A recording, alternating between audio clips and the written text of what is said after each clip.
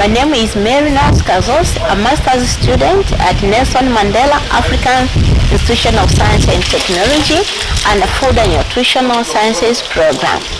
I work on African nightshade, specifically on two species, which are Solanum scabrum and Solanum villosum. The vegetable is an indigenous, healthy, rich in vitamins, minerals, and other bioactive compounds. This vegetable is plentifully cultivated in northern part of Tanzania. The research is aiming at developing dried products which can be conveniently used across the season, but also in other areas which they are not cultivated. 3 processing techniques has been used, which are open sun, mixed solar, and indirect solar drying. During the processing, there were pre-treatment which was used.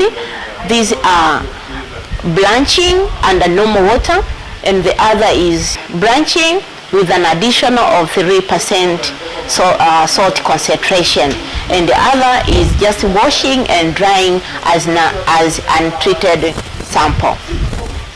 The drying procedure was called to all 3 categories of the sample to the 3 drying techniques mentioned. The drying temperature for the open sun was ranging from 28 to 32 degrees centigrade, while for the mixed solar, the drying temperature ranged from 35 to 63 degrees centigrade, and for indirect solar drying, the drying temperature ranged from 32 to 49 degrees centigrade. Actually, the drying rate was quietly different from one drying technique to another technique. The lab analysis was done on the developed product, on estimation of vitamin C, beta carotene, anti-nutritional factors like oxalate and phytate, but also minerals on calcium, iron, magnesium, and zinc.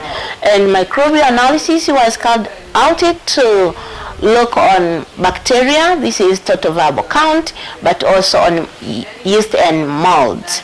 And sensory testing was carried out to evaluate the consumer acceptability of the dried product.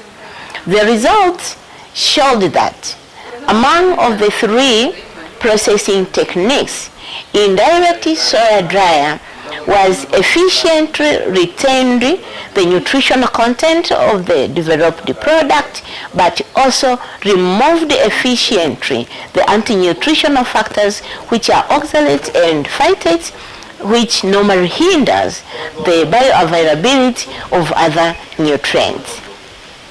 The results also on the shelf life study that was carried showed that the product that was developed, which is nutritious, is stable and safe for human consumption for a period of 6 months at room temperature storage with very high consumer acceptability.